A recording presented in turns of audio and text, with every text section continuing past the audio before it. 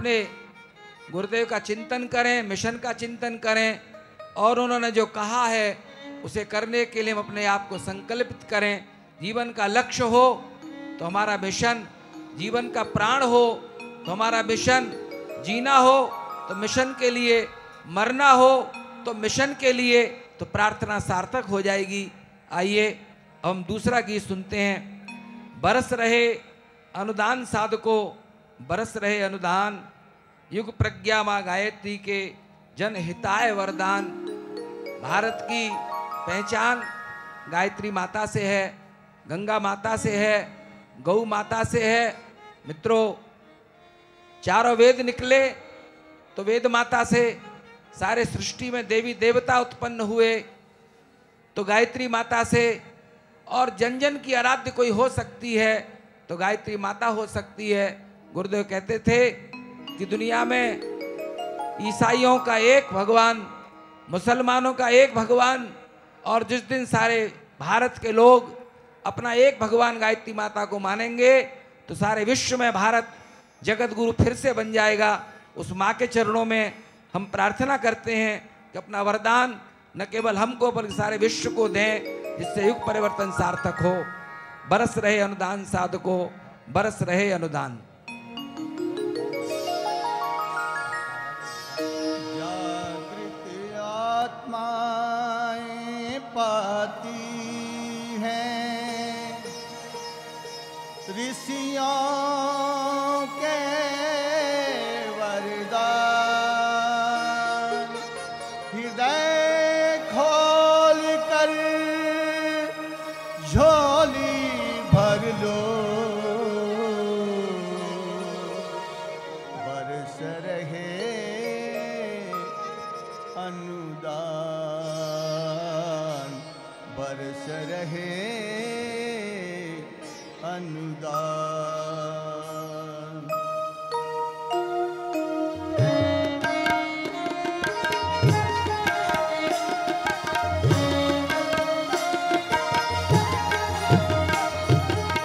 बरस रहे अनुदान साधकों, बरस रहे अनुदान, बरस रहे अनुदान साधकों, बरस रहे अनुदान। युग प्रज्ञा माँ गायत्री के, युग प्रज्ञा माँ गायत्री के जनहिताय वरदान,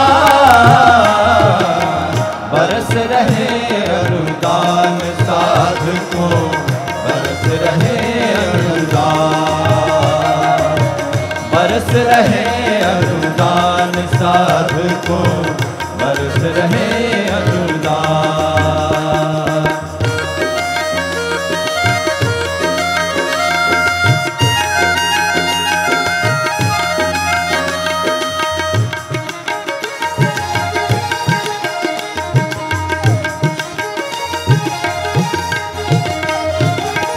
युग साधक की अथक साधना आज बन गई सिद्धि, युग साधक की अथक साधना आज बन गई सिद्धि।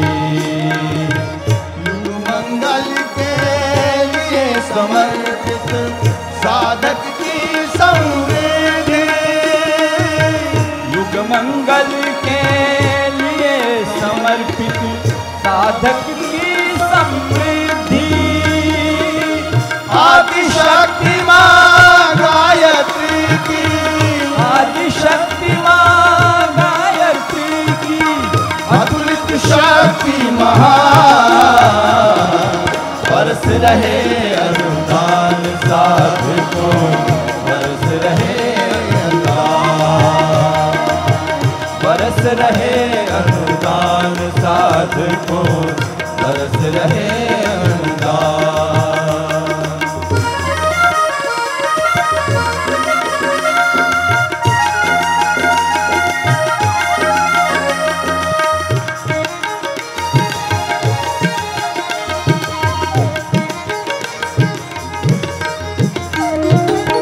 सृष्टि सृजेता सामर्थ्य सृजता ब्रह्मा जी की भी सामर्थ्य ऋषियों की आराध्या साधक विश्वामित्र वशिष्ठ, ऋषियों की आराध्या साधक विश्वामित्र वशिष्ठ, गायत्री सावित्री महिमा, गायत्री सावित्री महिमा, गाते वेद पुराण, बरस रहे अनुदान साधकों, बरस रहे अनुदान, बरस रहे अनुदान साधकों, बरस रहे अनुदान।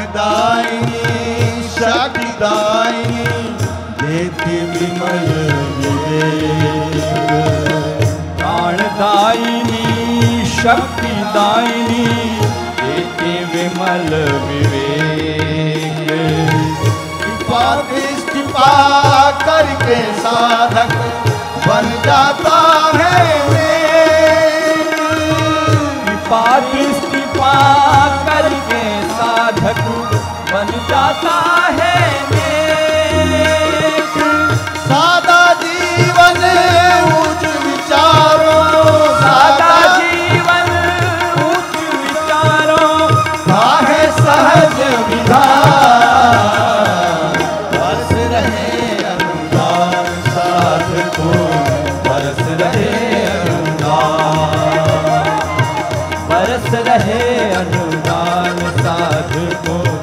बरस रहे अनुदान।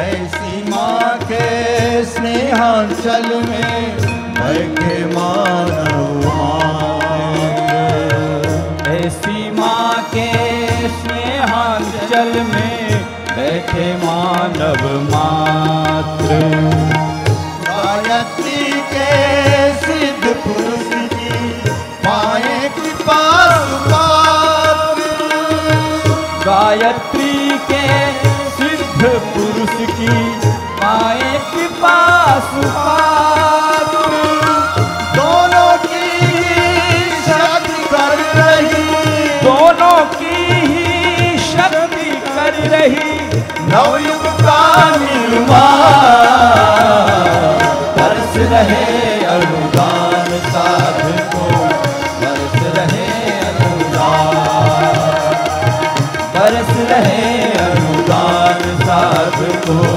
बरस रहे अनुदान। युग प्रज्ञा माँ गायत्री के, युग प्रज्ञा माँ गायत्री के, जनहिताय वरदान, दोनों हाथ उठा कर वरदान साधकों, बरस रहे अनुदान, बरस रहे अनुदान साधकों, बरस रहे अनुदान साधकों, बरस रहे अनुदान साधकों, बरस रहे अनुदान। बोले परम पूज्य गुरुदेव की जय। गायत्री माता की जय। बरस रहे अनुदान साधकों, बरस रहे अनुदान। और इस समय जिस पावन वेला में हम और आप बैठे हैं, ये बड़े ऐतिहासिक क्षण हैं, युग परिवर्तन के क्षण हैं। युग परिवर्तन अब दिखाई पड़ने लगा है। वेद माता, देव माता, विश्व माता गायत्री के अनुदान वरदान सुपात्रों को मिलने प्रारंभ हो गए हैं। परम पूज्य गुरुदेव कहा करते थे, जिनकी पात्रता होगी उन्हें अनुदान मिलेंगे। हम अपनी पात्रता बढ़ाएं और माता गायत्री के अनुदान वरदान लेने में समर्थ हो सकें, ऐसी भगवान से प्रार्थना है। आज हम सबका सौभाग्य कि हमारे मध्य में श्रद्धेय डॉक्टर साहब श्रद्धेय जी उपस्थित हैं। जी जिनका स्मरण करते ही हमारे मन में वो करुणा, वो प्रेम, वो संवेदना जागृत हो जाती है। मन कितना ही भारी हो, मन कितना ही दुखी हो, मन में एक ही आकांक्षा रहती है, एक बार जी से मिल लें, अपनी बात कह दें तो बस फिर सब कुछ अच्छा हो जाएगा। गायत्री परिवार का शुभारंभ जिस बीज से हुआ, वो बीज प्रेम का था और उस प्रेम की गंगा को निरंतर परम पूज्य गुरुदेव वंदनीय माता जी हम सबके लिए बढ़ाते चले गए और वो क्रम आज भी जी के द्वारा, सीधे डॉक्टर साहब के द्वारा वो हम सबको प्राप्त हो रहा है। जी के ऊपर बड़े उत्तरदायित्व हैं, पर उसके मध्य में भी वो हम सबका पूरा ध्यान रखती हैं। उन सबके उनके चरणों में प्रार्थना है, अपना प्यार, अपना स्नेह अपनी वाणी से देने की कृपा करें। गायत्री मंत्र हमारे साथ साथ। ओम भूर्भुवः स्वः तत्सवितुर्वरेण्यं भर्गो देवस्य धीमहि धियो यो नः प्रचोदयात्।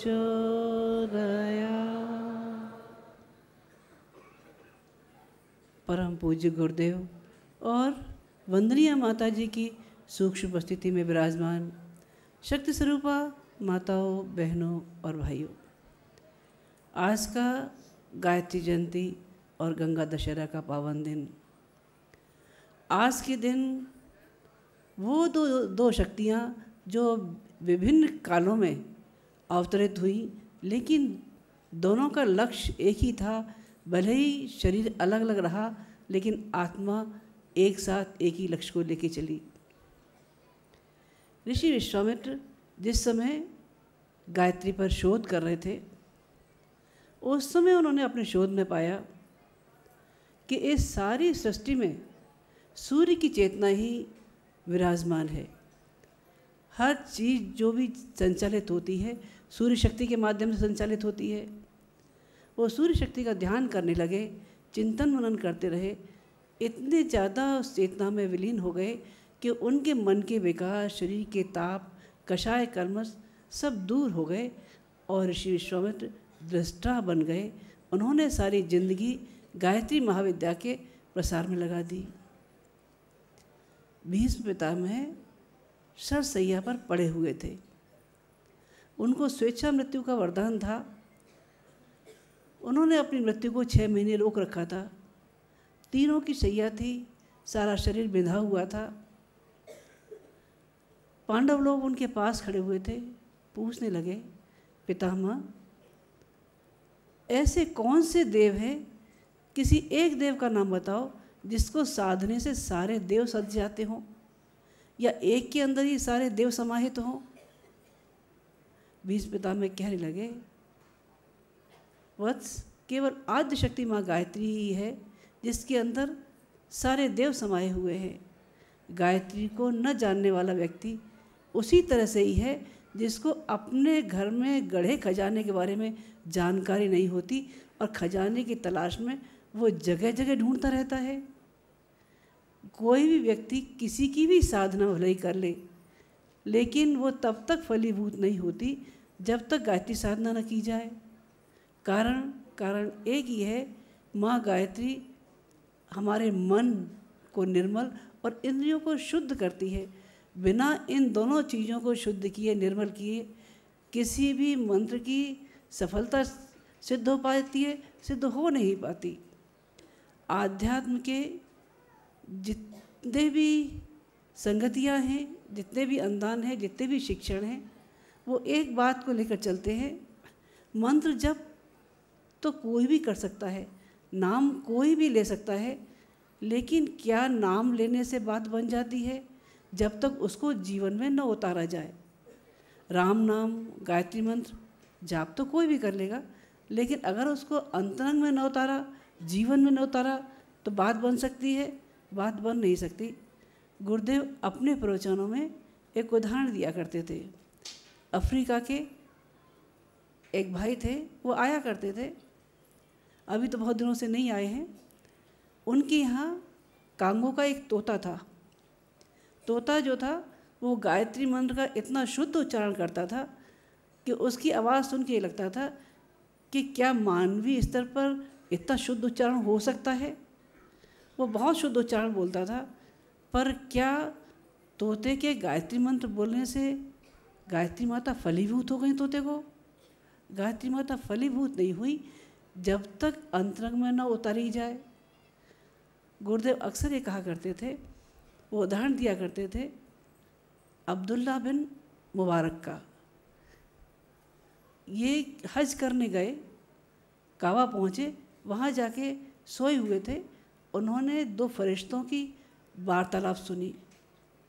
क्या वार्तालाप थी? दोनों फरिश्ते आपस में बात कर रहे थे। हज करने 40 लाख लोग आए, पर इनमें से हज कितनों का कबूल किया गया? दोनों फरिश्ते आपस में बातचीत कर रहे थे। बोले इसमें से हज केवल एक व्यक्ति का कबूल किया गया। उन्होंने पूछा कौन है वो, कहाँ से आए? बोले आ तो वो नहीं पाए, लेकिन उनका नाम है, वो दमिश्क के रहने वाले हैं, मोची का काम करते हैं, अली बिन मुफिक। अब्दुल्ला बिन मुबारक की आँख खुली। वो अपने हज वहीं रोककर दमिश्क पहुंच गए। उनके पहले ऐसी शख्सियत से मिलना चाहिए जिसका हज कबूल किया गया। वो दमिश्क पहुँचे, उन्होंने पता किया कि अली बिन मुफिक कौन है।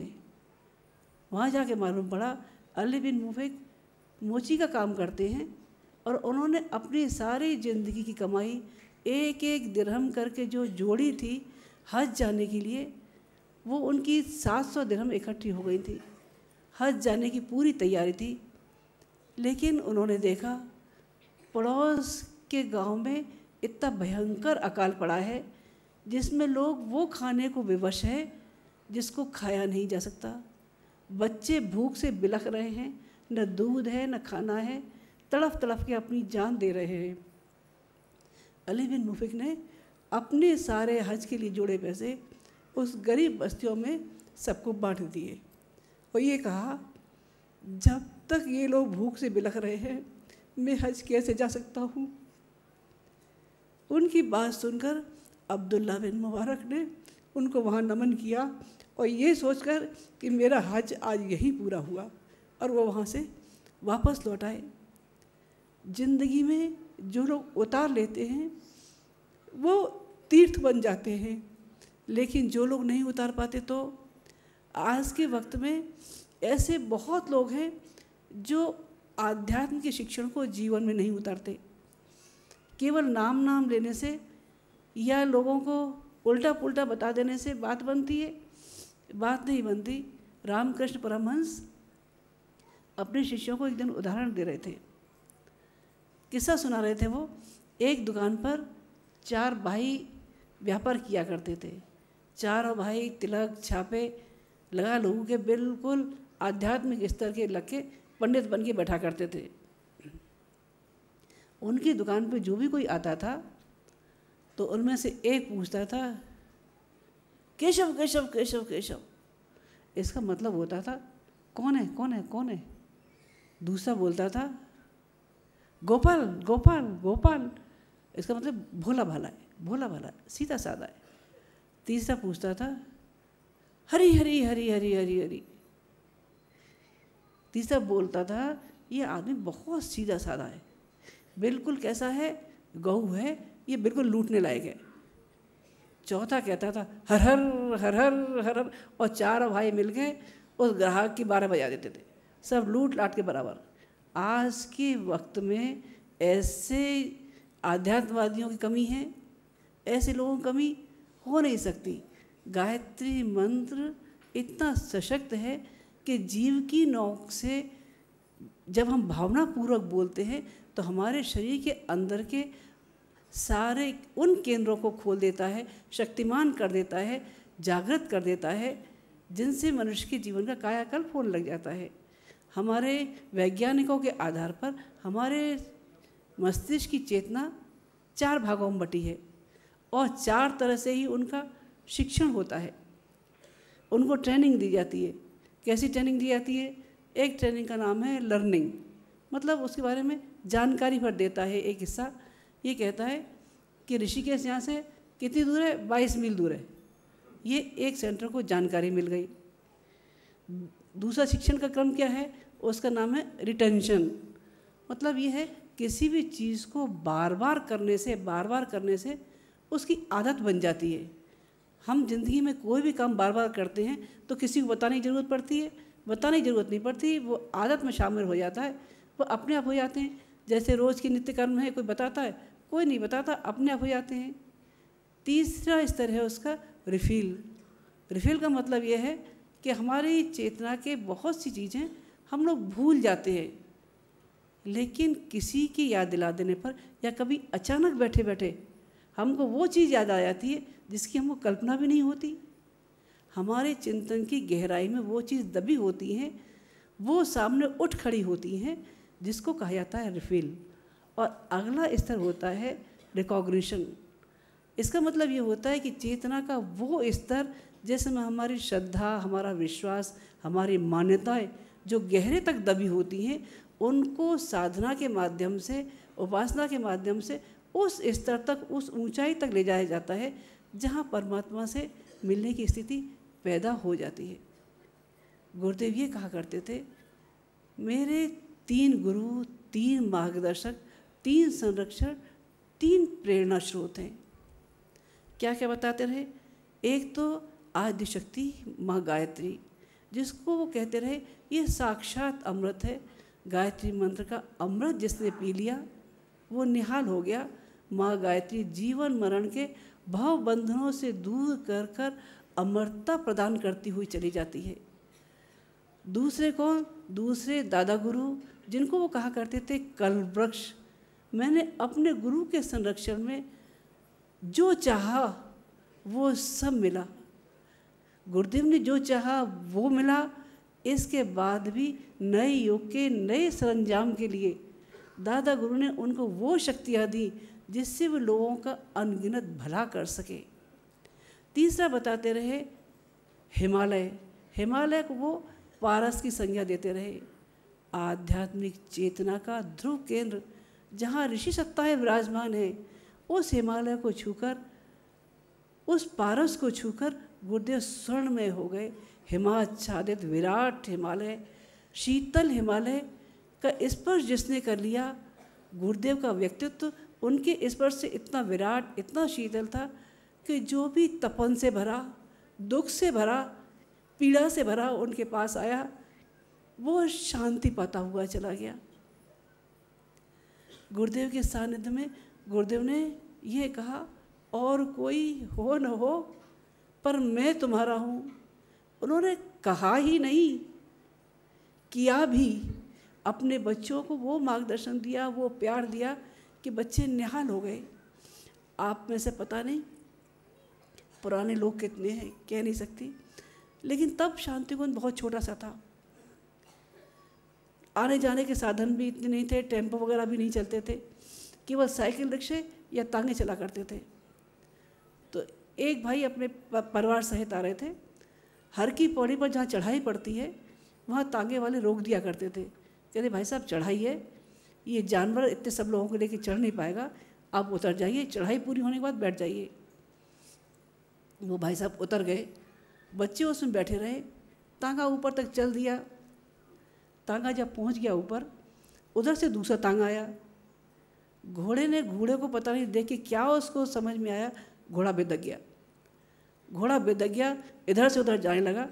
तो वो भाई जो थे, जो घोड़े के पीछे चल रहे थे तांगे के, वो उसकी चपेट में आ गए। चपेट में आ गए, तांगे का पहिया उनके पैर पर से निकल गया। वो एकदम जोर से चिल्लाए, गुरुदेव, पिताजी बचाइए। वो एकदम सारे भीड़ आसपास लग गई। कि तांगे की चपेट में आने वाला व्यक्ति जिसके पैर पे से तांगा निकल गया है, इसकी हड्डी तो जरूर टूट गई होगी। सब देखने के लिए इकट्ठे पूछने लगे, भाई तुम्हारे कहाँ चोट लगी? वो उठे, कपड़े झाड़े, खड़े हुए, उन्होंने चेक किया, सब बिल्कुल ठीक। चले आए। गुरुदेव जब यहाँ आए, गुरुदेव उस समय मिल रहे थे, वो दौड़े दौड़े गए, उनके पहले गुरुदेव के पास जाता हूँ। वहाँ से भागे भागे आए, गुरुदेव के पास पहुँचे। गुरुदेव आज तो चमत्कार हो गया, आज तो आपकी कृपा से निहाल हो गए।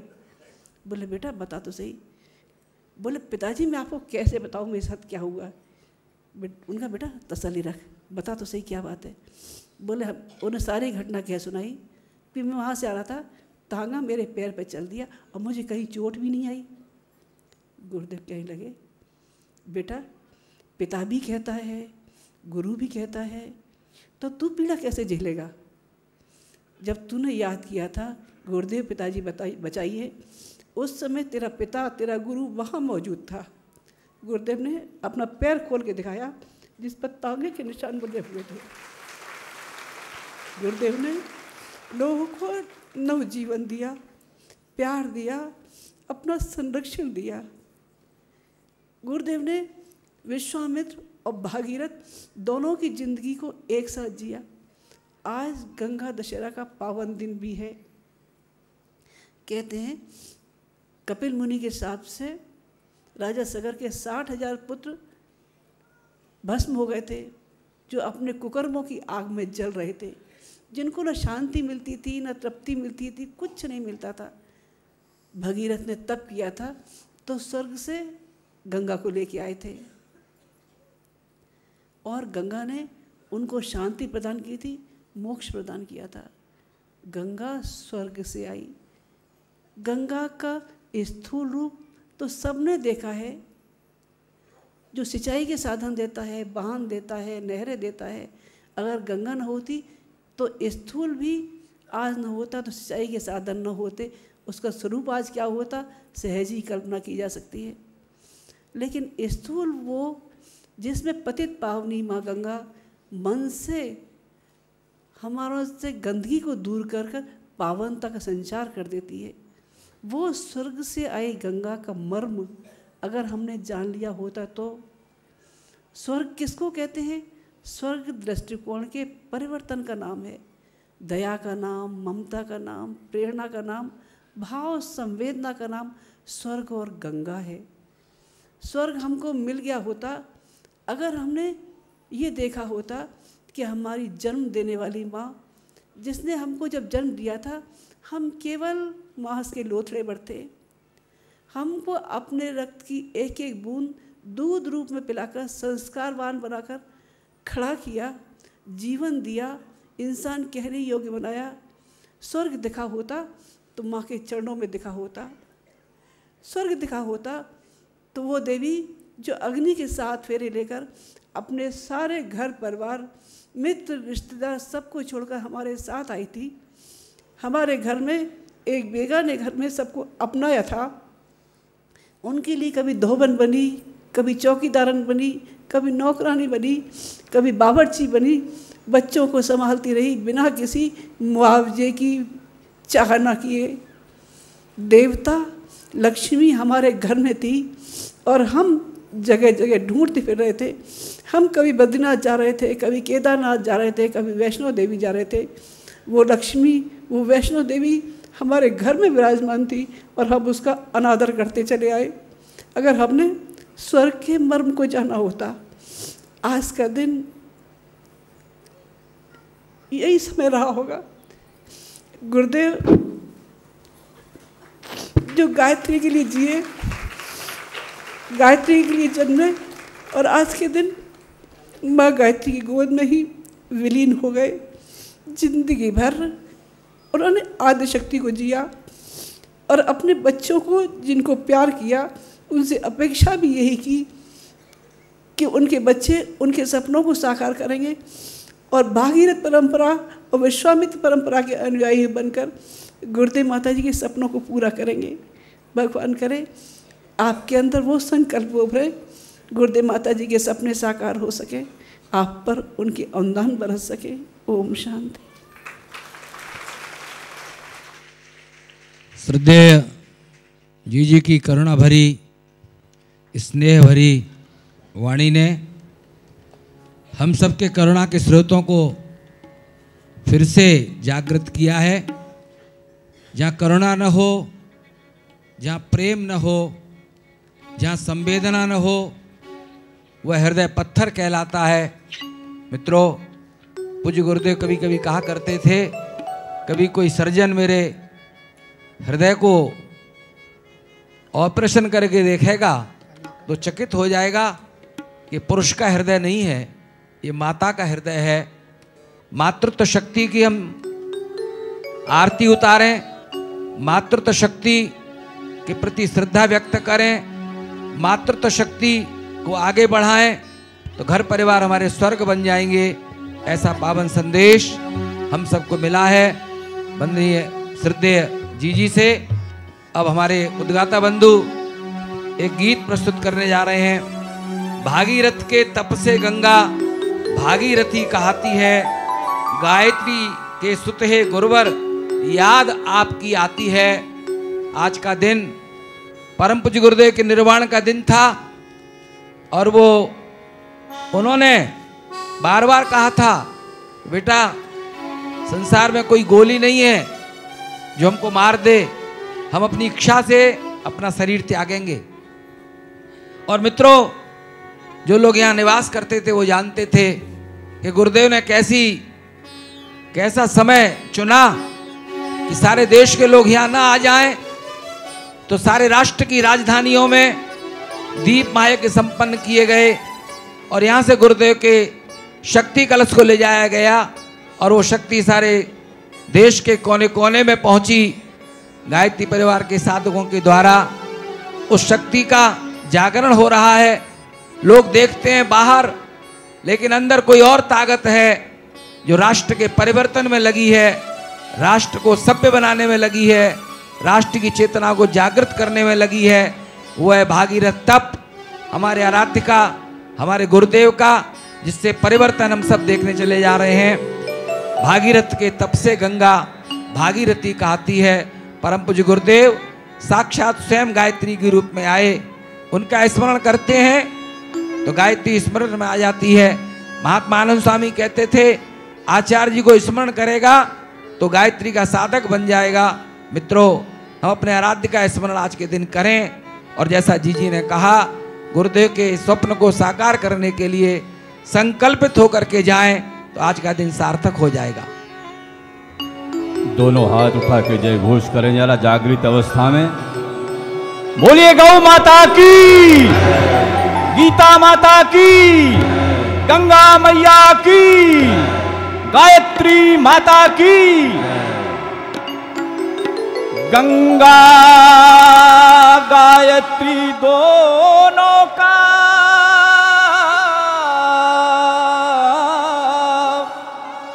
पावन है अवतरण दिवस।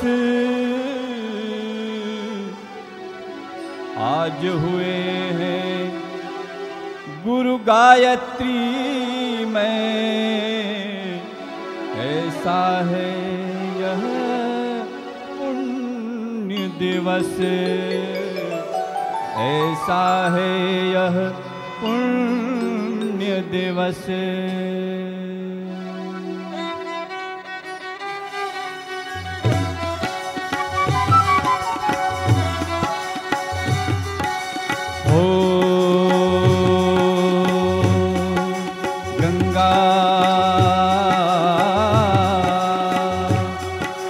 भागीरथ के तप से गंगा,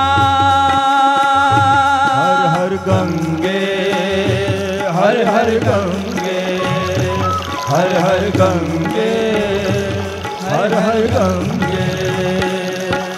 भागीरथ के तप से गंगा भागीरथी कहती है, भागीरथी कहती है। भागीरथ के तप से गंगा भागीरथी कहती है, भागीरथी कहती है। गायत्री के सुत है गुरुवर, गायत्री के सुत है गुरुवर, याद आपकी आती है, याद आपकी आती है। भागीरथ के तप से गंगा भागीरथी कहती है, याद आपकी आती गुरुवर, याद आपकी आती है।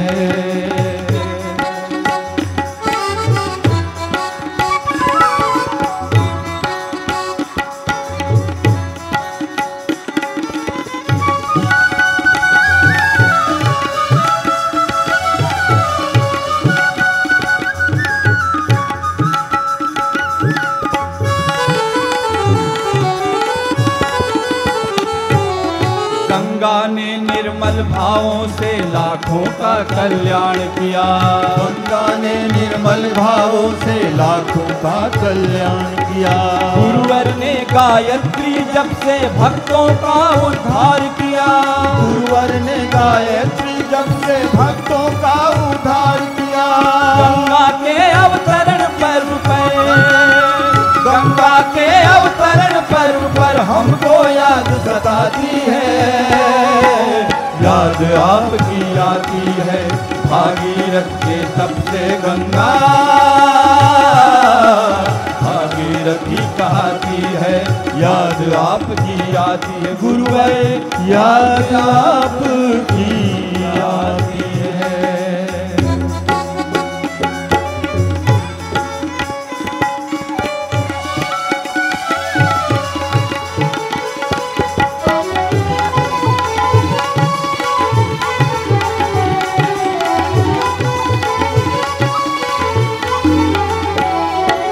शापग्रस्त जो सगर पुत्र थे माँ ने जीवन दान दिया, शापग्रस्त जो सगर पुत्र थे माँ ने जीवन दान दिया।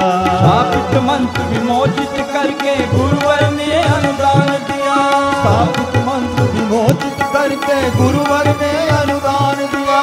आज उन्हीं के स्नेह प्यार की, आज उन्हीं के स्नेह प्यार की हमको याद सताती है, याद आपकी आती है। भागीरथ के तप से गंगा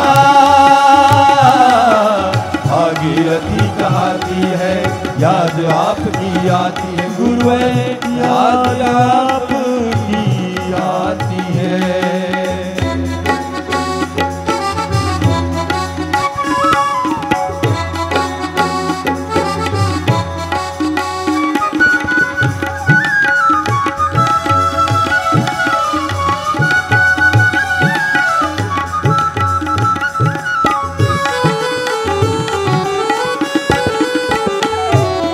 माता की गोदी में बैठे गायत्री के रूप हुए, माता की गोदी में बैठे गायत्री के रूप हुए। सूक्ष्म और कारण सत्ता में दिव्य हिमालय रूप हुए, सूक्ष्म और कारण सत्ता में दिव्य हिमालय रूप हुए। बिछुड़न की व्याकुलता गुरुवर, बिछुड़न की व्याकुलता गुरुवर हमको आज सताती है, याद आपकी आती है। भागीरथ के तप से गंगा भागीरथी कहती है, याद आपकी आती है गुरुवर, याद आपकी आती है।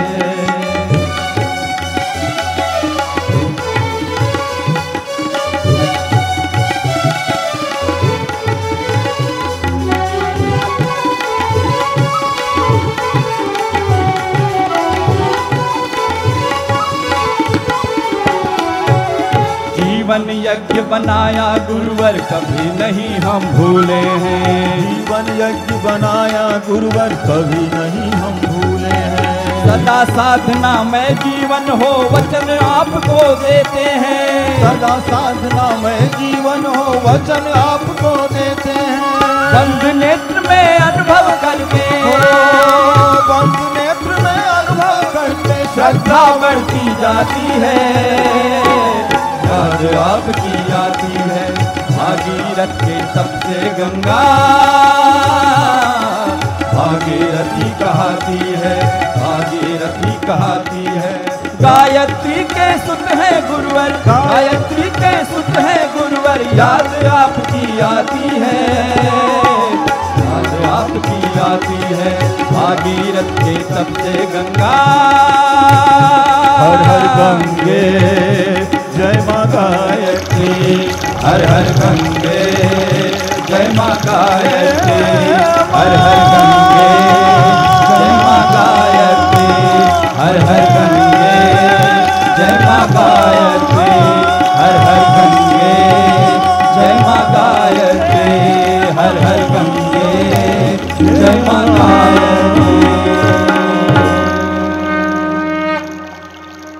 बोलो युगाधिपति महाकाल की जय। भागीरथ के तप से गंगा भागीरथी कहती है, गायत्री के सुत है गुरुवर, याद आपकी आती है। चारों वेदों में, 18 पुराणों में, दर्शनों में, महापुरुषों के अनुभवों में एक ही बात कही गई है, सौभाग्यशाली हैं वे शिष्य जिनके हृदय में सदैव अपने आराध्य का, अपने देव, अपने महादेव, अपने भगवान, अपने गुरुदेव का स्मरण बना रहता है। स्मरण ही वो तप है, स्मरण ही वो जप है, स्मरण ही वो साधना है जो निरंतर साधक को अग्रगामी बनाती है। मित्रों, जैसे जैसे हम गुरुदेव का स्मरण करते हैं वैसे वैसे हमारी श्रद्धा बढ़ती है और उसका सत्परिणाम वैसा वैसा चिंतन हमारा पवित्र होता चला जाता है। चिंतन पवित्र होता है तो हृदय भी पवित्र होता है, मनोबल बढ़ता है, आत्मबल बढ़ता है। यदि हम कहीं गड़बड़ाते हैं, यदि हम कहीं निराश होते हैं, यदि हम कहीं उदास होते हैं, यदि हमारे अंदर कहीं नकारात्मकता आती है, नेगेटिविटी आती है, कभी मन में ये प्रश्न उठने लगता है युग परिवर्तन होगा कि न होगा, तो मित्रों सोचना पड़ेगा कहीं हमारी श्रद्धा कमजोर तो नहीं पड़ रही, कहीं गुरुदेव का स्मरण तो कमजोर नहीं पड़ रहा, कहीं गुरुदेव का स्वाध्याय तो कम नहीं हो रहा, कहीं हमारा चिंतन तो नहीं गड़बड़ा रहा। मित्रों, भाग्यशाली हैं वे लोग जो निरंतर अपने आराध्य का, अपने गुरु का स्मरण करते रहते हैं। आज का ये पावन दिन हमको अपने आराध्य से, अपने गुरु से सदैव याद दिलाता रहे कि हमारे गुरुदेव हमारे हृदय में हैं और हमारी उंगली पकड़ करके हमें चला रहे हैं। तो मित्रों, आज का दिन सार्थक हो जाएगा। अब ये क्षण हमारे लिए बड़े पावन हैं जब श्रद्धेय डॉक्टर साहब का हम उद्बोधन सुनने जा रहे हैं। डॉक्टर साहब का परिचय मैं क्या दूं? डॉक्टर साहब का परिचय अखंड ज्योति देती है। अखंड ज्योति वो पत्रिका है, अखंड ज्योति पत्रिका नहीं है, अखंड ज्योति वो चिट्ठी है। अखंड ज्योति चिट्ठी नहीं है, अखंड ज्योति भागीरथी गंगा है जो गुरुदेव के चिंतन को, गुरुदेव के ज्ञान के प्रवाह को जन जन तक पहुंचाती है। न जाने कितने भूले भटके लोगों का जीवन बदला है अखंड ज्योति पढ़ के।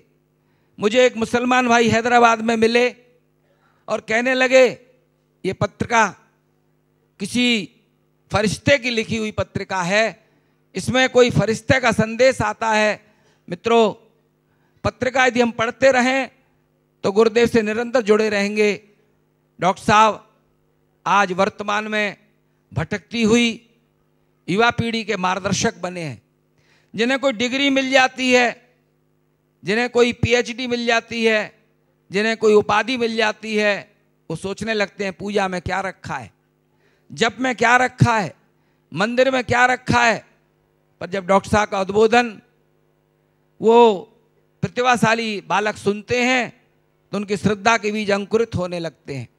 आज अनास्था के समय में जब वैज्ञानिक चिंतन का प्रतिपादन होता है कि अध्यात्म विशुद्ध विज्ञान है और ये अध्यात्म ना आया तो जीवन पतित हो जाएगा। मित्रों, डॉक्टर साहब की लेखनी अखंड ज्योति में प्रथम पृष्ठ पर जब आती है तो राष्ट्र को एक दिशा मिलती है। पिछले दिनों आपने पढ़ा होगा कि लोकतंत्र के महापर्व पर हम सब का क्या उत्तरदायित्व है, कितनी प्रेरणा मिली होगी। मित्रों, गीता के बारे में हम बहुत सुनते हैं और पढ़ते हैं, पर अभी पिछला अंक का इस अंक में आपने देखा होगा गीता का कैसा हम सबके बीच में उनकी लेखनी से प्रवाह चला है कि जहाँ जन्म पर हम बहुत खुशी मनाते हैं, वहाँ एक यही राष्ट्र है जो मृत्यु को भी देवी के रूप में देखता है, काली के रूप में भी देखता है। जहाँ दोनों जन्म और मृत्यु जीवन में एक हो जाएं, वो जीवन सार्थक हो जाता है। युवाओं के प्रेरणा स्रोत विश्वविद्यालय में अपना प्यार देने वाले विश्वविद्यालय के चांसलर शायद ही कहीं हों जो बच्चों के बीच में जाएं और संरक्षक माता पिता की तरह अपना प्यार दें। मित्रों, कितने बालक प्रेरित होते हैं, कितनी प्रेरणा प्राप्त करते हैं उनकी लेखनी से, उनके उद्बोधन से। और आरएसएस के सरसंघ चालक मोहन भागवत जी कह रहे थे कि गायत्री परिवार ने जो काम राष्ट्र में किया है शायद किसी अन्य संस्था ने किया होगा, जो संस्कृति के रक्षण के लिए आगे बढ़ती चली जा रही है। मित्रों, हम डॉक्टर साहब से प्रार्थना करते हैं कि अपनी ओजस्वी तेजस्वी वर्चस्वी वाणी से हम सबको अपनी प्रेरणा प्रदान करें, आशीर्वचन प्रदान करें। कमर सीधी कर लें, दोनों हाथ गोद में रखें और आइए हम सब प्रार्थना करें। सूर्य देवता जो गायत्री के देवता हैं, गायत्री मंत्र के देवता हैं, हम सब के जीवन में प्रकाश ही प्रकाश का संचार करें। सूर्य 21वीं सदी का देवता है, क्योंकि 21वीं सदी की महाशक्ति गायत्री है। ऐसे में हम सूर्य के माध्यम से न केवल पोषण पाते हैं बल्कि हम शक्ति का स्रोत भी पाते हैं, आध्यात्मिक शक्ति भी पाते हैं। पोषण करने के कारण इसको सविता कहा गया, प्रसविता सविता कहा गया, और ब्रह्मांड का सृजन करने के कारण ब्रह्मांड का प्रतीक मूर्ति बनने के कारण इसे सविता कहा गया। सावित्री के रूप में, सावित्री के प्रतीक के रूप में इसे माना गया। प्रसविता सविता गायत्री, ये तीन शक्ति स्रोत हैं जो सूर्य के रूप में हमें दिखाई पड़ते हैं। सूर्य का ध्यान करते हुए जब हम गायत्री मंत्र करते हैं, जप करते हैं, तो हमें शक्ति मिलती है। बहुत सारे लोग इस बात को नहीं समझ पाते, इसलिए सूर्य की शक्ति और गायत्री माता की शक्ति नहीं पा सकते। इसलिए सूर्य का ध्यान करते हुए सूर्य की शक्ति हमारे अंदर रोम रोम में कण कण में समा रही है। इस भाव के साथ गायत्री मंत्र, जिसका अर्थ है हम उस प्राण स्वरूप, सुख स्वरूप, दुखनाशक, श्रेष्ठ, तेजस्वी, पापनाशक परमात्मा के दिव्य तेज को अंतरात्मा में धारण करें। वह परमात्मा हमारी बुद्धि को सन्मार्ग की ओर प्रेरित करें। इस भावार्थ के माध्यम से गायत्री मंत्र को जीवन में धारण करें। गायत्री मंत्र हमारे साथ साथ। ओम भूर्भुवः स्वाहा तत्सवितुर्वरेण्यं भर्गो देवस्य धीमहि धियो यो नः प्रचोदयात्। ओम गुरुर्ब्रह्मा गुरुर्विष्णु गुरुरेव महेश्वरः गुरुः साक्षात् परब्रह्म तस्मै श्री गुरुवे नमः। अखण्डमण्डलाकारं व्याप्तं येन चराचरं तत्पदं दर्शितं येन तस्मै श्री गुरुवे नमः। मातृवत् लालयित्री च पितृवत् मार्गदर्शिका नमोस्तु गुरुसत्तायै श्रद्धा प्रज्ञायुता च श्रद्धा प्रज्ञायुता च। परम पूज्य गुरुदेव और परमन्य माता जी की सूक्ष्म उपस्थिति में यहाँ विराजमान सभी देवतुल्य भाइयों, देवी स्वरूपा बहनों, शक्ति स्वरूपा माताओं, हमारे देश विदेश के कोने कोने से आए हुए हमारे कार्यकर्ता भाइयों बहनों, शांति कुंजवासी और देव संस्कृति विश्वविद्यालय ब्रह्मचर्य शोध संस्थान के हमारे सभी कार्यकर्ता भाइयों बहनों, गायत्री को आज याद किया जाता है गंगा के साथ। गायत्री पवित्रता के प्रतीक है तो गंगा, गायत्री प्रखरता के प्रतीक है तो गंगा पवित्रता के प्रतीक है। पवित्रता के बिना प्रखरता दोनों एक दूसरे के युग में हैं। दोनों के बिना काम नहीं चल सकता हम दोनों का। हम सामान्य व्यक्तियों को जीवन में दोनों चीज़ चाहिए, पवित्रता भी चाहिए, प्रखरता भी चाहिए। आज गायत्री के मंत्रार्थ को, गायत्री के अर्थ को समझना बहुत जरूरी हो गया है। गयान त्रायते सा गायत्री, गय यानी प्राण, त्र यानी त्राण, जो प्राणों की रक्षा करे वो गायत्री। आज सबसे बड़ा संकट प्राणों का संकट है। सारे के सारे विश्व जगत में देखें आप, विश्व भर में देखें आप, राष्ट्र में देखें आप, प्रांतों में देखें आप, समाज में देखें आप, परिवार में देखें आप, व्यक्ति के जीवन में देखें, सबसे बड़ा संकट प्राणों का संकट है।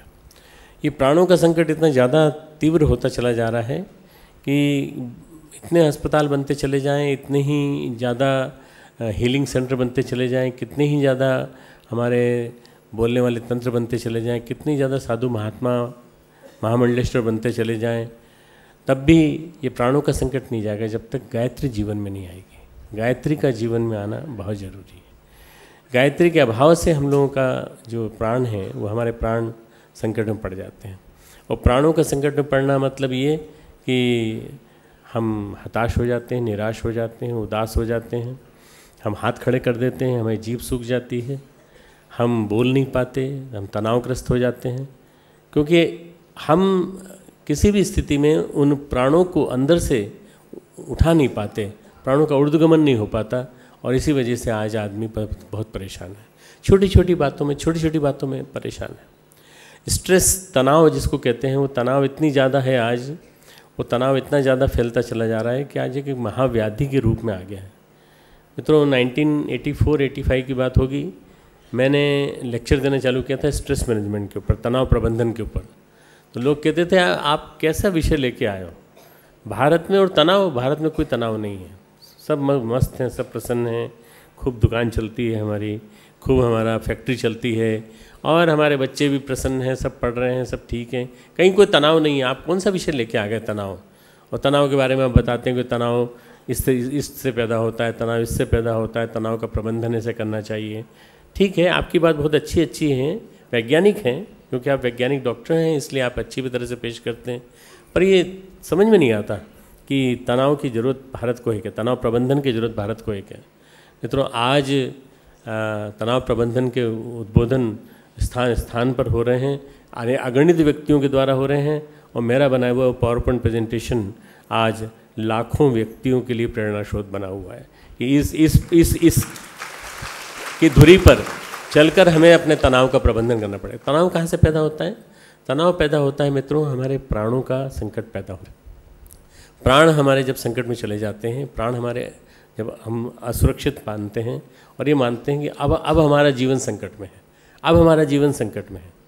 आज हमारा नेतृत्व चाहे ढीला पोला हो जाए, चाहे हमारे आसपास का जो सुरक्षा का तंत्र है, पुलिस का तंत्र है, आर्मी का तंत्र है, ये ढीला पीला हो जाए, घर में सुरक्षा ना हो, घर में व्यवस्था ना हो, वो गड़बड़ा जाए, या हमारे घर में गर्मी की वजह से जो गर्मी पैदा हुई है, गर्मी भयंकर हुई है, 46, 47, 48 टेम्परेचर जा रहा है, उसकी वजह से और बिजली न होने की वजह से, अन्य चीज़ों की वजह से प्राण ऐसा लगता है संकट में आ रहे हैं। पानी पे पानी पिए जा रहे हैं, नहीं, प्राण नहीं बच रहे हैं, लग रहा है कि कहीं ना कहीं कुछ संकट है। हम बीमार होते चले जा रहे हैं, मच्छरों का अटैक हो रहा है और विभिन्न प्रकार के विषाणु जीवाणुओं का अटैक हो रहा है। क्यों? हमारी जीवनी शक्ति कमज़ोर हो जाती है। गायत्री का अभाव जीवन में सबसे बड़ी शक्ति का अभाव लाता है, जीवनी शक्ति का अभाव। जीवनी शक्ति, हमारी जीवट, हमारी स्फूर्ति, हमारी प्राण चेतना, हमारे इसका अभाव जब हो जाता है तो सारी चीज़ें गड़बड़ा जाती हैं। परम पूज्य गुरुदेव एक सबसे बड़ी क्रांति लेकर के आए कि इस जीवनी शक्ति का मैं घर घर तक जीवन में, जन जन के जीवन में फूंक दूंगा मैं, और मैं हर व्यक्ति के जीवन में प्राण फूंक कर उस व्यक्ति को उठा के खड़ा कर दूंगा। मित्रों आप कल्पना कीजिए कि लोग समझते हैं, इतना ही समझते हैं कि गायत्री माता को लेके आए गुरुदेव, मनोकामनाएं पूरे करने वाली गायत्री माता लेके आए, या एक माता जी को प्रस्तुत कर दिया जिसके लिए पूजा करने से हमें कुछ न कुछ मिलता रहेगा। नहीं, गुरुदेव ये नहीं लेके आए। गुरुदेव हर व्यक्ति के जीवन में प्राण फूंकने के लिए आए, और उस प्राण को फूंकने के लिए आए थे जिस प्राण की वजह से वो आज जिंदा है, और उस प्राण के फूंकने की वजह से आज जिंदा है। और नहीं तो आज मित्रों मानव समुदाय समाप्त हो गया होता। जिस समय हमारा देश मित्रों आज़ाद हुआ, उस समय आज़ादी के समय में सबसे ज़्यादा संकट जिसकी आशंका थी, वो आशंका हमारी सही सिद्ध हुई। हमारा देश अंग्रेज़ों का गुलाम था, देश आज़ाद हुआ। देश आज़ाद होने के साथ साथ हमारे काले अंग्रेज़ों ने जो सरकार के बाद जिन्होंने, अंग्रेज सरकार के बाद जिन्होंने इस देश की भागडोर संभाली, आईएएस और आईपीएस ऑफिसर्स और जितने भी जो बने और पुराने आईसीएस ऑफिसर भी चले आ रहे थे, उन लोगों ने मिलकर के, नेताओं के साथ मिलकर के नेक्सस बना करके जिस तरह से देश को लूटना चालू किया और भ्रष्टाचार जिस तरह से पीक पर आया, ये हमारे प्राणों का सबसे बड़ा संकट था। उस प्राणों के संकट में परम पूज्य गुरुदेव की एकाकी आवाज़ 1940 से चालू हुई गायत्री चर्चा के रूप में अखंड ज्योति में, और उन्होंने कहा कि गायत्री मंत्र को जीवन में धारण करो, गायत्री मंत्र के माध्यम से तुम्हारा जीवन शुद्ध बनेगा, पवित्र बनेगा, प्रामाणिक बनेगा, और तुम देखना देखते देखते ये जो भी संकट आया है, संकट चला जाएगा। जनता पार्टी की सरकार आई, उससे कुछ उम्मीद बंधी, वो चली गई। उसके बाद फिर देखते देखते आपने ये देखा कि कितना ज़्यादा हम लोग भ्रष्टाचार से लिप्त हो गए कि कोई भी व्यक्ति नहीं बचा, हर व्यक्ति भ्रष्टाचार के कोने में, कण कण में व्याप्त भ्रष्टाचार। उसके बाद 1947 की जो कुंडली आई थी, उसके बाद जो परम पूज्य गुरुदेव का जो अभियान चलता रहा, वो सूक्ष्म स्तर पे चलता रहा, सूक्ष्म स्तर पे क्रांति करता रहा, लोगों के जीवन को बदलता रहा, लोगों के जीवन में परिवर्तन लाता रहा, लोगों को बदलाव ला करके एक बहुत बड़ा समुदाय खड़ा कर दिया। ये सूक्ष्म क्रांति किसी को दिखाई नहीं पड़ी कि 10-11 करोड़ व्यक्तियों का जो गायत्री परिवार खड़ा हो गया है, जिसने अपने व्यक्तिगत जीवन में, सामाजिक जीवन में, पारिवारिक जीवन में परिवर्तन ला करके दिखा दिया है। ये क्या चल के दिखाएगा, क्या क्रांति करके दिखाएगा? मित्रों, उस क्रांति का परिणाम 2014 में दिखाई पड़ा है, जब हम देखते हैं उसको कि सारे के सारे देश में एक परिवर्तन की लहर गूंज पड़ी है। परिवर्तन की लहर जो गूंजी है मित्रों, इसका कारण और कोई नहीं है, कोई व्यक्ति नहीं है, कोई व्यक्ति नहीं है। उस व्यक्ति की, अगर कोई व्यक्ति है तो उस व्यक्ति के पीछे भी गायत्री परिवार की शक्ति है। अगर कोई व्यक्ति है और कोई शक्ति है तो वो शक्ति परम पूज्य गुरुदेव की शक्ति है, परम पूज्य गुरुदेव की शक्ति है, और उसी की चेतना है, गायत्री की चेतना है, गायत्री की शक्ति है, जिसकी वजह से आज हम ये कह रहे हैं अच्छे दिन आने वाले हैं। सबके सब कह रहे हैं अगर सबके मुंह पे ये बात आ जाती है मित्रों कि अच्छे दिन आने वाले, इसका मतलब है कि लोग अच्छे होने वाले हैं। मतलब लोग अच्छे नहीं होंगे तो अच्छे दिन कैसे आएंगे? अच्छे होने वाले मतलब गायत्रीमय होने वाले हैं। लोग गायत्रीमय होने जा रहे हैं, गायत्रीमय होते होते जीवन उनका बदलने जा रहा है। ये बदलाव आपको दिखाई पड़ेगा। मैं आपको ज्योतिर्विज्ञान की दृष्टि से बताता हूँ। 1947 में जो भारत की कुंडली थी, वही कुंडली 2014 में है। 1947 में भारत आज़ाद हुआ तो गांधी जी ने बड़ी जागरूकता के साथ, बड़ी अपनी स्पष्ट चिंतन के साथ कहा कि आप कांग्रेस को भंग कर देना चाहिए, कांग्रेस को भंग कर देना चाहिए, और कांग्रेस को भंग करके इसको लोक सेवा के क्षेत्र में उतर जाना चाहिए, घर घर जाना चाहिए, गांव गांव जाना चाहिए, गांव गांव जाके सेवा करना चाहिए, जल की रक्षा का संकल्प लेना चाहिए, वृक्षों का संकट आने वाला है उसको बचाना चाहिए। राजनीति का काम कांग्रेस का खत्म हो गया, आज़ादी के साथ खत्म हो गया। किसी ने उस बूढ़े आदमी की नहीं सुनी और वो बूढ़ा आदमी बेचारा चला गया 1948 में। परंतु मित्रों, परम पूज्य गुरुदेव अपना अभियान चलाते रहे, क्योंकि वो 1936 में मिले थे गांधी से।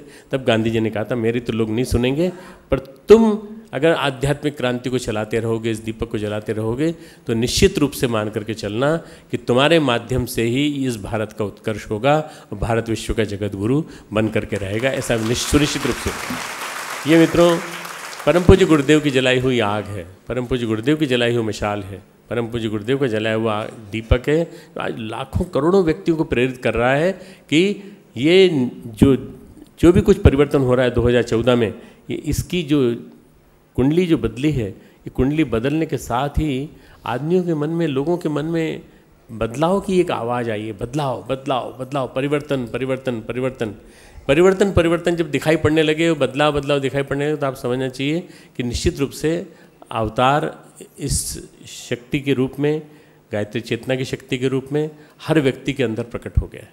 और परम पूज्य गुरुदेव का सपना जो उन्होंने बैकग्राउंड बनाया, 1911 से लेकर के 1940 तक अपना खुद का, 1940 से लेकर के और 1990 तक 50 साल तक उन्होंने पूरा माहौल बनाया। उन्होंने वो बीज बोया, और बीज बोने के बाद उन्होंने शक्ति पैदा की, और वो शक्ति पैदा की जो घर घर गायत्री जप, परम पूज्य गुरुदेव ने स्वयं गायत्री जप किया। पर गायत्री जप करने के साथ साथ हजारों लाखों उन लोगों से जप करा दिया जो कभी जप नहीं कर सकते थे। अरे एक माला तो छोड़िए, वो 5 मंत्र जपने के बाद बोर हो जाते थे।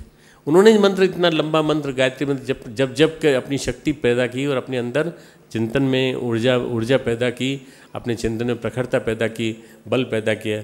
मित्रों, ऐसे महापुरुष परम पूज्य गुरुदेव, जिन्होंने कि आज के दिन ही अपना शरीर छोड़ा था, आज से 24 साल पहले, 24 वर्ष पूर्व जिन्होंने अपना महाप्रयाण किया, तो सोच समझ के बिल्कुल पूरा का पूरा, ऐसे महापुरुष जिनके जीवन का हर क्रम एक एक चीज़ विधिवत होता है, उन्होंने पहले से घोषणा कर दी थी कि गायत्री जयंती के दिन मैं अपना शरीर छोड़ूंगा। उन्होंने अपना शरीर विधिवत छोड़ा इस आज के दिन, महाप्रयाण दिवस के दिन, और गायत्री जयंती के दिन गायत्री माता की गोद में समा गए। गायत्री के लिए ही जिए और गायत्री के लिए ही उन्होंने अपना सब कुछ किया। ऐसी गायत्री माता का आज गायत्री जयंती है, गायत्री माता का जन्म दिवस है। और ये कहा जाए कि गंगा माता का जन्म दिवस है, गंगा के अवतरण का पर्व है। तो मित्रों, कोई आश्चर्य की बात नहीं कि दोनों पवित्रता और प्रखरता आज एक साथ धरती पर अवतरित हुई थी। बहुत पावन दिन है आज, बहुत पावन दिन। इस पावन दिन के दिन हमको याद करना पड़ेगा कि परम पूज्य गुरुदेव ने क्या कर दिया, कितनी बड़ी क्रांति कर दी। पहले स्मृतियाँ होती थीं, स्मृतियों के माध्यम से जो प्रचलन हुआ करते थे, इन सब का पूरा समाज में क्या दिशा धारा चलनी चाहिए, किस तरह से क्या चलना चाहिए, इन सब का सारा एक प्रवाह था। वो स्मृतियाँ आज बदल गईं। पुराने ज़माने की स्मृतियाँ आज सामयिक नहीं रहीं, आज समसामयिक नहीं रहीं, प्रासंगिक नहीं रहीं। आज उनका महत्व नहीं है। आज की ये जो गायत्री जो है, एक गायत्री जीवन शैली को बदलने वाली विधा है। जीवन शैली जो है उसकी कैसी होनी चाहिए, आज हर व्यक्ति की जीवन शैली कैसी होनी चाहिए, उसको बनाने का तंत्र परम पूज्य गुरुदेव ने पिछले 40-50 साल में, 70-80 साल में खड़ा किया। और खड़ा करने के बाद उन्होंने कहा कि आज की स्मृति, आज का उपनिषद, आज का वेद, आज का ब्राह्मण, आज का आरण्यक अगर कोई होगा तो वो केवल एक ही पे आधारित होगा, गायत्री के ऊपर आधारित होगा। और ये गायत्री ही जीवन का आधार बनेगी, गायत्री ही जीवन शैली सिखाएगी, गायत्री हमारे जीवन को बदलेगी। मित्रों, यही गायत्री जो त्रिपदा गायत्री कही जाती है, यही गायत्री जिसके बारे में कहा जाता है गायत्री ब्राह्मण की गायत्री है। ब्राह्मणस्य कायायम शुद्र कामना निश्य इसके लिए, शुद्र कामनाओं के लिए नहीं है ये ब्राह्मण जीवन। ये ब्राह्मण जीवन जो है, ब्राह्मण जीवन ऊंची कामनाओं के लिए है, श्रेष्ठ कामनाओं के लिए है। हमारे यहाँ बड़ी मजाक में कहा जाता है ब्राह्मण को छोटा आदमी मान लिया जाता है, क्योंकि ब्राह्मण ने भिक्षावृत्ति अपना ली। पर गुरुदेव कहते थे ब्राह्मण भूसुर है, इस धरती का देवता है, और ये गायत्री ब्राह्मण की है। जो गायत्री जपेगा वो ब्राह्मण बन जाएगा। ये कहने वाले गुरुदेव आज सबसे बड़े जातियों को तोड़ने वाले आंदोलनकारी बन गए। सारी जातियों को एक कर दिया उन्होंने कहा सबके सब ब्राह्मण। मैं न जाने कितने अगणित व्यक्तियों को मैं जानता हूँ जो कहते हैं कि हम कभी अपने गांव जाते थे और अपने पंडित से कहते थे कि हम गायत्री जपते हैं, तो हमारा पंडित कहता था कि तुम कितना गलत पाप करते हो, तुम गंगा जी में नहा के जाओ। और तुम ऐसा, हाँ गंगा जी में जरूर नहाएंगे और गायत्री परिवार में जाके नहाएंगे, गायत्री परिवार में प्रणाम करके जाएंगे हम। उन्हीं ने हमको सिखाया गायत्री करना, और उसी की वजह से हमारा जीवन बदला है। लाखों करोड़ों व्यक्तियों ने अपना जीवन बदल दिया, लाखों करोड़ों व्यक्तियों के जीवन में परिवर्तन आ गया। और वो किसका कारण क्या है? गुरुदेव ने नई स्मृति रच दी। नई स्मृति आप जानते होंगे कि ग्रंथों में शाश्वत, हमारे जो शाश्वत ग्रंथ हैं, अनादि ग्रंथ हैं, उनमें स्मृतियों का नाम बड़ा महत्वपूर्ण है। पर गायत्री शब्द जो है मित्रों, ये वेद से आया है। वेदों की माता है गायत्री, और वेद का अर्थ होता है ज्ञान, विद का अर्थ होता है ज्ञान। तो विद का अर्थ होता है ज्ञान। तो ये जहाँ ज्ञान है वहाँ गायत्री है। जहाँ ज्ञान है, आज है, अभी है, और आने वाले दिनों में जो भी ज्ञान आएगा वो सब वेद है, वो सब वेद है। और सब वेद होने के कारण, वेदों की माता गायत्री के कारण वो भी गायत्री है। चाहे वो वैज्ञानिक ज्ञान हो, चाहे वो आध्यात्मिक ज्ञान हो, और चाहे वो रासायनिक ज्ञान हो, चाहे वो चिकित्सा विज्ञान का ज्ञान हो, वो सारा ज्ञान मिलकर के एक ही होगा। वो ज्ञान होगा पूरा के पूरा एक प्रकार से वेदों का ज्ञान। वेद वो नहीं है जो 4 किताबें लिखी गई हैं, वेद उनसे ज़्यादा बढ़ चढ़ के हैं। वेद वो हैं जो अभी लिखे भी नहीं गए। आने वाले दिनों में न जाने क्या क्या आने वाला है। हमारे दिमाग में संकल्प है, और हमारे दिमाग में गुरुदेव का लगाया हुआ एक थप्पड़ है कि गीता विश्वकोश तुमको लिखना है। तो गीता विश्वकोश जब हम लिख देंगे और तैयार कर देंगे, पूरा बना के रख देंगे, तो आपको नहीं लगता कि गीता विश्वकोश वो गुरु सत्ता का रचा हुआ है, और वो क्या है? एक नया वेद है। ऐसे न जाने कितने वेद गुरुदेव के लिखे हुए, गंगा के ऊपर इतना बड़ा क्रांतिकारी काम चल रहा है, वो क्या है? ये वेद के माध्यम से चल रहा है। वेद जो हैं वहाँ तक सीमित नहीं है, ऋग्वेद, यजुर्वेद, सामवेद, अथर्ववेद। वेद जो हैं वो हैं जो भी जिस महापुरुष के मुंह से वचन निकले और वो सही निकले और वो शास्त्रोक्त निकले, वो सही हो गए, जीवन में उतर गए लोगों के। मित्रों, गायत्री का फल तब मिलता है जब गायत्री हमारे जीवन में उतरती है। गायत्री का फल तब मिलता है जब हमारे प्राणों में उतरती है। गायत्री का फल तब मिलता है जब हमें प्राणों की वो रक्षा करके हमें ऊंचा उठाती है, प्राणों का ऊंचा ऊर्ध्वगमन करती है। गायत्री बहुत ही ऐसी विद्या है, महत्वपूर्ण विद्या है मित्रों, जिसको कि एक प्रकार से कहा जाए नया व्यक्ति बनाने की, नया व्यक्ति निर्माण करने वाली, नए व्यक्ति का सृजन करने वाली। विश्वामित्र क्षत्रिय थे, सत्यकाम जाबाली शूद्र थे, पर दोनों ने गायत्री का प्रतिपादन किया और विश्वामित्र तो उसके जनक ऋषि कहलाए, और ऋषि कहलाने के बाद उन्होंने शूद्रों को, डाकुओं को, दस्युओं को, वो दक्षिण भारत पूरा दस्युओं से पीड़ित था, सारे दस्युओं को बदला उन्होंने, अनार्यों को, अनगढ़ों को, इन लोगों को सबको उन्होंने सुगढ़ बनाया। और सुगढ़ बनाने के बाद कहा कि ये सब के सब गायत्री मंत्र जप करके अब ये ब्राह्मण बन गए हैं, अब ये आर्य बन गए हैं। आर्य बनने के बाद, ब्राह्मण बनने के बाद अब ये जीवन में इनके सुधार आएगा, बदलाव आएगा, और देखते देखते हमारा जग भारत जो है मित्रों, सतयुग में जैसा बना था वैसे सतयुग में बनने वाले भारत की परिकल्पना इस सतयुग के ऋषि विश्वामित्र, आज के विश्वामित्र परम पूज्य गुरुदेव ने की। और उन्होंने कहा कि इस सतयुग में भी एक सतयुग, इस कलयुग में भी एक सतयुग आएगा जो 4000 साल तक रहेगा, और उसका कारण निमित्त मात्र बनेगी गायत्री। गायत्री लाएगी वो 4000 साल का सतयुग, और उस सतयुग में सारा का सारा जमाना बदल जाएगा, परिवर्तन आएगा, दिखाई पड़ेगा, लोगों के जीवन बदल जाएंगे, लोगों के विचार बदल जाएंगे, लोगों के व्यवहार बदल जाएंगे। 3 स्थानों पर त्रिपदा गायत्री त्रिपदा कहलाती है, 3 चरणों वाली है। ओम भूर्भुवस्सुतो व्याहति है, तत्सवितुर्वरेण्यम भर्गो देवस्य धीमहि धियो यो न प्रचोदयात्। ये हमारी त्रिपदा गायत्री है। त्रिपदा गायत्री 3 स्थानों पर काम करती है, मन, प्राण और शरीर। मन, प्राण, शरीर 3 जगह काम करती है। त्रिपदा गायत्री व्यक्ति, परिवार और समाज, इन तीनों को बदलती है। त्रिपदा गायत्री सही अर्थों में कहा जाए तो 3 चरणों वाली गायत्री श्रद्धा, प्रज्ञा, निष्ठा के माध्यम से हर व्यक्ति के जीवन में क्रांतिकारी परिवर्तन लाती है। गायत्री का विज्ञान इतना विलक्षण है मित्रों, गायत्री के माध्यम से हम अमृत पारस कल्प वृक्ष के माध्यम से इतना ज़्यादा बेनिफिट हो सकते हैं, इतना ज़्यादा पा सकते हैं। कहीं जाने की जरूरत नहीं है, किसी बाबा जी के पास जाने की जरूरत नहीं है, किसी और मंत्र के लिए जाने की जरूरत नहीं है। इसी मंत्र को सिद्ध कर लो, बस गायत्री को सिद्ध कर लो, सब कुछ मिल जाएगा, सब कुछ प्राप्त हो जाएगा। परम पूज्य गुरुदेव की बनाई हुई 5500 शक्तिपीठ हैं। परम पूज्य गुरुदेव के द्वारा स्थापित ये अरबों की बिल्डिंगें जो शांति कुंज की दिखाई पड़ती हैं, विश्वविद्यालय दिखाई पड़ती हैं, और जो चलती फिरती बिल्डिंगें आप लोगों के माध्यम से दिखाई पड़ती हैं, आप लोग सब, हमारे कार्यकर्ता, ये सब, और कम से कम कुछ नहीं तो ऐसे करीब करीब 10-11 करोड़ कार्यकर्ता, ये सारे बताते हैं कि गुरुदेव ने नई सृष्टि का सृजन किया है, नई सृष्टि का, और वो कर रहे हैं सूक्ष्म जगत से। उस सूक्ष्म जगत से निरंतर वो सृजन हो रहा है और होता चला जाएगा, होता चला जाएगा, होता चला जाएगा। और ये इस देखते देखते जो बदलाव आने वाला है वो बदलाव आपको दिखाई पड़ेगा। मित्रों, गायत्री के माध्यम से जो हमारी क्रांतिकारी योजनाएं चलनी हैं वो बताने के पहले थोड़ा सा बताना चाहता हूँ।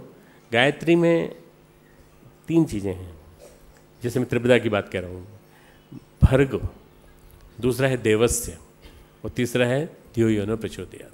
ये 3 शब्द, इन 3 शब्दों को समझ लें। भर्ग यानी पापनाशक, पापनाशक, तेजस्विता देने वाला, प्रखरता देने वाला तेज, वह हमारे जीवन में आना चाहिए। तो दूसरा है देवस्य, देवस्य यानी देवत्व, देने की विधा, शालीनता, प्यार, आत्मीयता, शिष्टाचार, ये इसी से परिवार बनेगा। तो भर्ग से व्यक्ति बनता है, देवस्य से परिवार बनता है, और धियो यो न प्रचोदयात् के माध्यम से समाज बनता है। हम सब समझदारी के साथ एक साथ चलें, आगे बढ़ें, समाज बनता है। समाज निर्माण, विश्व निर्माण, सारे राष्ट्र का निर्माण, विश्व का निर्माण। तो मित्रों, अगर कहीं कोई जाना हो, कहीं किसी को कुंजी खोजनी हो, तो किसी विश्वकोश में जाने की जरूरत नहीं, किसी गूगल पे जाने की जरूरत नहीं है। आप केवल गायत्री मंत्र की एक एक चरण की व्याख्या को अच्छी तरह समझ लीजिए। परम पूज्य गुरुदेव पूरी संहिता लिख कर रख गए हैं वे गायत्री महाविज्ञान के माध्यम से, और वो भी पढ़ने में आपको लगता हो कि इतना मोटा क्या कौन पढ़ेगा, तो छोटी सी किताब लिख गए 32 पेज की। गायत्री की, आदि शक्ति गायत्री की सर्व समर्थ साधना क्रांतिधर्मी साहित्य में लिखी हुई है, 32 पेज की किताब, आप उसको पढ़ लीजिए बस। भर्गो देवस्य धीमहि, निश्चित रूप से धारण करते हैं तभी तो धियो यो न प्रचोदयात् होगा, तभी तो हम मिलकर के सब एक साथ एक चल सकेंगे। मित्रों ये किसके माध्यम से आएगा? ये सूर्य के माध्यम से। सूर्य का तेज, हम सूर्य में समाहित हो जाएं। यथा नदीनाम बहुअम्बु वेगा, गीता कहती है यथा नदीनाम बहुअम्बु वेगा, समुद्र मुखे द्रवंती, समुद्र की तरफ भागती हैं, जैसे नदियाँ समुद्र की तरफ भागती हैं, ऐसे गायत्री साधक निरंतर सूर्य की ओर भागता रहता है, सूर्य की ओर जाता है, सूर्य में विलीन हो जाता है।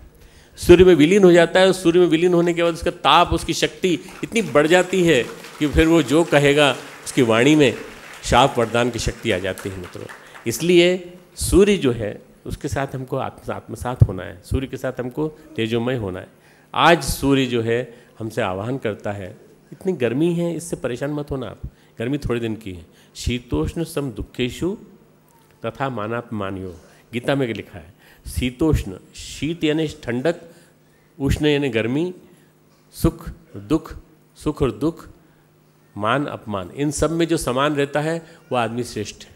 तो गर्मी आई, अब थोड़ी देर में ठंडक आ जाएगी, उसमें क्या फ़र्क पड़ता है? तो हम गर्मी से परेशान हैं, पर ये नहीं देखते कि सूर्य का प्रताप हम पे बरस रहा है, सूर्य का तेज हम पे बरस रहा है। सूर्य जो है ये गायत्री का देवता है, और गायत्री का देवता होने के नाते सारी की सारी हमारी शक्तियाँ जितनी भी हैं हमको सूर्य के माध्यम से मिल रही हैं, अवतरित हो रही हैं। सूर्य न होता तो भोजन नहीं होता, सूर्य न होता तो कोयला नहीं होता, सूर्य न होता तो पेट्रोलियम नहीं होता, सूर्य न होता तो कुछ भी नहीं होता। सूर्य की वजह से सब कुछ मिल रहा है। तो मित्रों गायत्री विज्ञान और सूर्य विज्ञान ये दोनों मिले हुए हैं एक दूसरे के साथ। अब मैं बहुत ज़्यादा वैज्ञानिकता की दृष्टि से नहीं जाना चाहता गहराई में, पर यह बता देना चाहता हूँ कि परम पूज्य गुरुदेव को अगर आज कहीं ढूंढना हो, आपको परम पूज्य गुरुदेव की कहीं तलाश हो, किसी को उनके दर्शन करना चाहते हो, तो प्रातःकालीन उदीयमान सूर्य सविता में देख सकते हैं, उसमें बैठे हुए विराजमान हैं, उनको दर्शन होंगे। यदि आप रोज़ ध्यान करोगे तो उनको आपको निश्चित रूप से दर्शन होंगे। मित्रों हमारे कार्यक्रम है व्यक्ति निर्माण, परिवार निर्माण, समाज निर्माण के जो कार्यक्रम है, त्रिपदा कार्यक्रम है, त्रिगुणात्मक कार्यक्रम है हमारे। पहला कार्यक्रम है मित्रों व्यक्ति के अंदर सुसंस्कारों का बीजारोपण गायत्री साधना के माध्यम से। इसके लिए बाल संस्कार शालाओं का प्रचलन और इसके लिए अन्य जितनी प्रकार की विधाएं हो सकती हैं, समूह साधना, साधना का प्रभाव, साधना की शक्ति, 2 नवरात्रियाँ और अगर हो सके तो 3 नवरात्रियाँ मनाना और कम से कम ये करना कि समूह साधना में भागीदारी करना।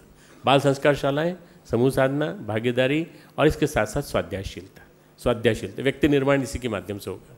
दूसरा है मित्रों परिवार निर्माण। परिवार निर्माण नारी के बिना नहीं हो सकता। गायत्री नारी है। गुरुदेव ने एक सुंदर सी खूबसूरत नारी को बिठा दिया, तो इसलिए नहीं बिठाया कि उनको कोई इससे लगाव था, बहुत ज़्यादा लगाव था कि नारी ही आनी चाहिए। नारी इसलिए कि नारी के प्रति हमारे मन में श्रद्धा का भाव जागे, नारी के प्रति हमारे मन में प्रेम का भाव जागे, और हमारे घर में रहने वाली नारी के प्रति हम देख सकें ये हमारी शक्ति के प्रतीक है। हमारी शक्ति मिलती है तो अपनी पत्नी से मिलती है, हमें शक्ति मिलती है अपनी माता से मिलती है। ये नारी के प्रति नारी सशक्तिकरण होगा तो परिवार निर्माण होगा, और परिवार निर्माण में परिवार में संस्कारों का बीजारोपण, इतनी चीज़ें होना चाहिए, तब जाकर के मित्रों गायत्री मंत्र का ये दूसरा हमारा जो कार्यक्रम है ये सफल होगा। तीसरा समाज निर्माण है। समाज निर्माण में तो धियो यो न प्रचोदयात्, हम सब मिलकर के एक साथ समाज के उस मार्ग पर चलें जो श्रेष्ठ मार्ग है। श्रेष्ठ मार्ग क्या है?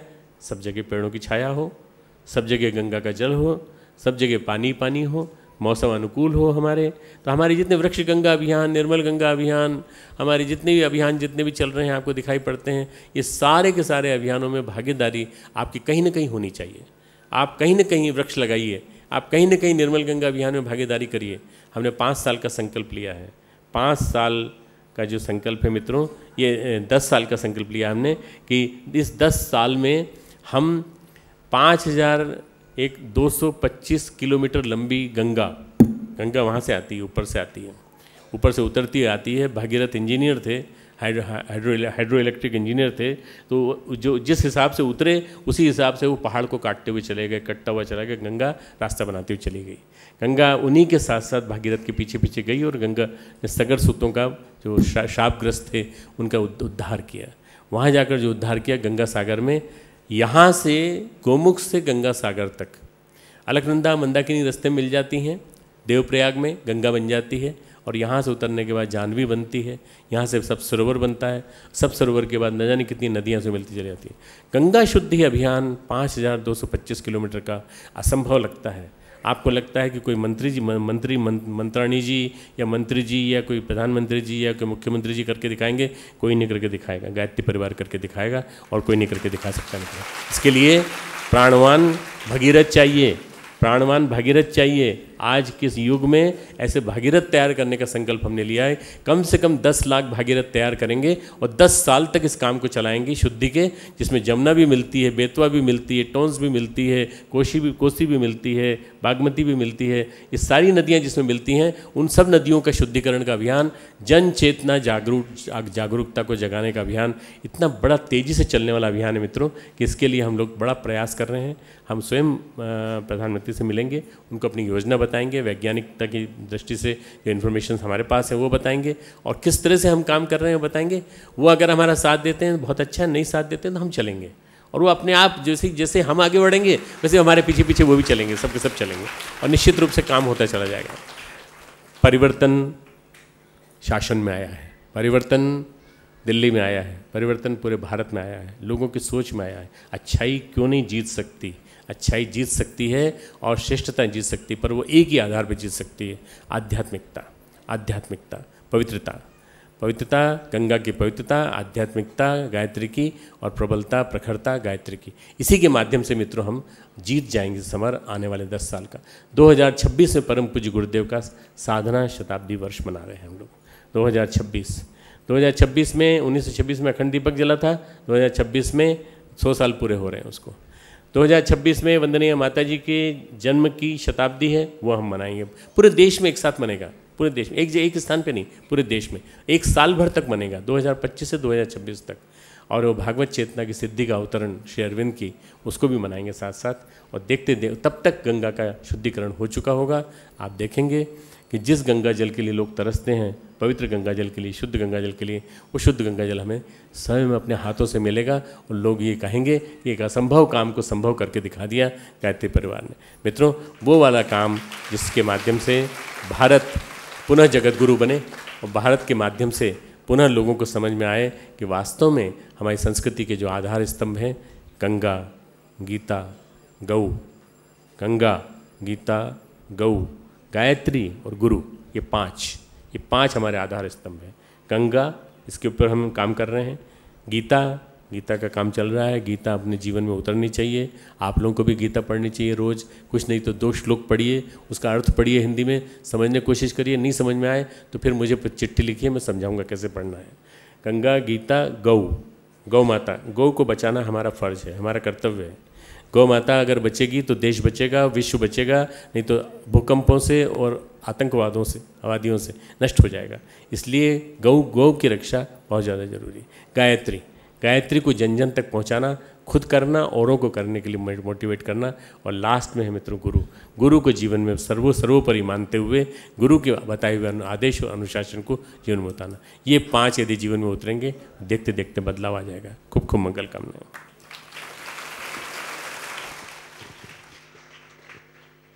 श्रद्धेय डॉक्टर साहब ने हम सब के प्राणों को फिर से जागृत किया है। राष्ट्र जगा है, समाज जगा है, पीछे शक्ति है परम पूज्य गुरुदेव की, गायत्री माता की।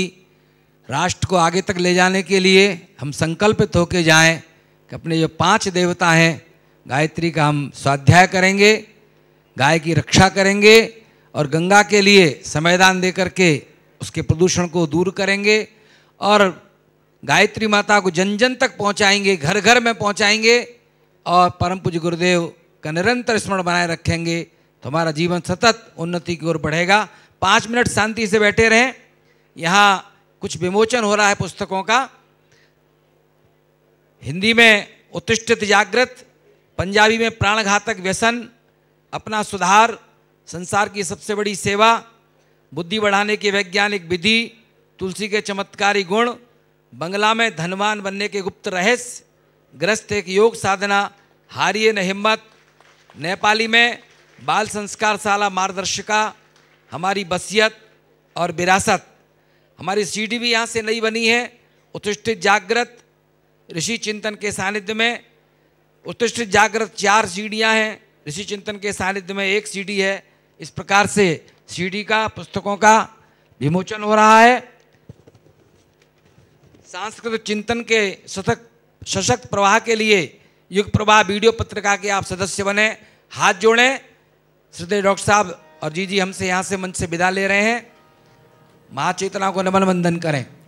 ओम नमो स्वनंताय सहस्रमूर्तये सहस्रपादाक्षिशिरोरुभावे सहस्रनाम्ने पुरुषाय शाश्वते सहस्रकोटि युगधारिणे नमः सहस्रकोटि युगधारिणे नमः।